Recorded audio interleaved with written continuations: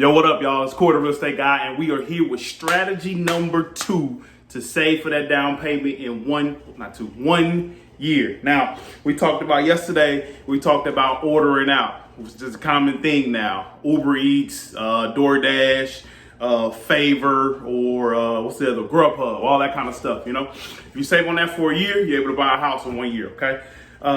Now we're gonna move on to another really big thing, a company who has cornered the market and is a conglomerate, and we use, I know at our household, a couple times a week, so we try to manage that ourselves. But for those of you that use Amazon and you order Amazon Prime users, you membership holders, here is an example of how you could limit what you're doing and save for your down payment in 1 year. So let's take a look at it. Down payment strategy, saving strategy number 2, stop ordering Amazon.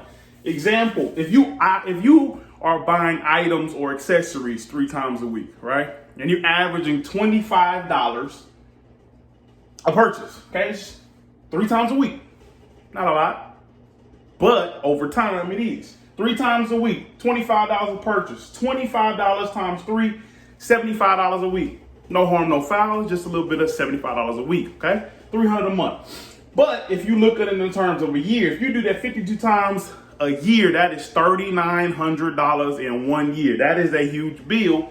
That's nothing that's essential, okay? Unless you're buying essential items, okay? Now, same thing we did yesterday. Say we are saving, right?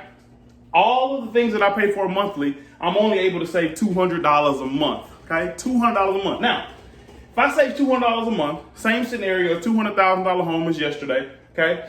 If I want to save for my down payment, but I've changed it. I've limited, I've downsized the down payment. Since you have done what you're supposed to do and you have good credit, 640 or better FICO score, you're able to get a conventional loan, okay? Conventional loan, easier terms, you save more, and it's easier to qualify, okay? So those are a few things about conventional lending. But you've done a great job. You've taken care of your business. You make sure you were in tune with your FICO score, your credit, and you've taken care of it. So you're able to get a conventional loan as opposed to an FHA loan, which is 3.5%. Now you're only putting down 3%. Good job. Now, same scenario, $200 a month, $2,400 a year. Okay, that's how much you're saving, because that's the maximum amount I can save per month. If I were to do that, how long would it take me to have a down payment for a $200,000 house? Let's look at it. $200,000 times 3%, $6,000. That's how much I got to bring to the table. Now, if I take that and divide it by the $2,400 that I'm saving a year, it's going to take me 2.5 years to get there. But we're trying to do it in 1 year, okay? We're trying to do it in 1 year. So we're going to take this same amount of money that we're saving for the year for our $200 a month, and we're going to couple it, because we're going to stop spending on Amazon for a year, if you can. We're going to stop spending. So that $3,900 plus that $2,400 gives me a grand total of $6,300. We're already over our $6,000 mark in 1 year. Now let's look and see what that looks like in terms of buying a house. Our goal is $200,000. I found out what it was. Appreciate you, Taylor, for letting me know. It's a proportion, okay?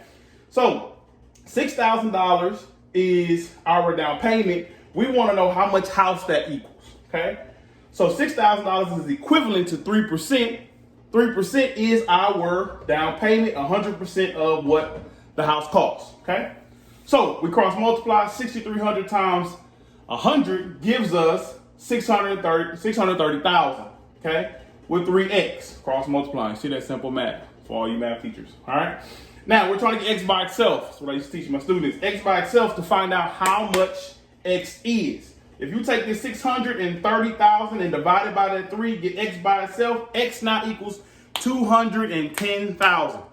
So in that year, to sum it all up, in that 1 year, we've saved money because we stopped spending on Amazon. We continue to save the $200 a month, nothing more besides what we're stopping for Amazon, which is $75 a week. We've added that. Now we have a down payment for not only $200,000, but $210,000. You've increased your buying power. You had a good credit score. And so now it is time to get in the market. Just simple things that you can do. One thing that you stop doing and you're able to buy a house. This is Cory, the real estate guy, talking about saving for your down payment.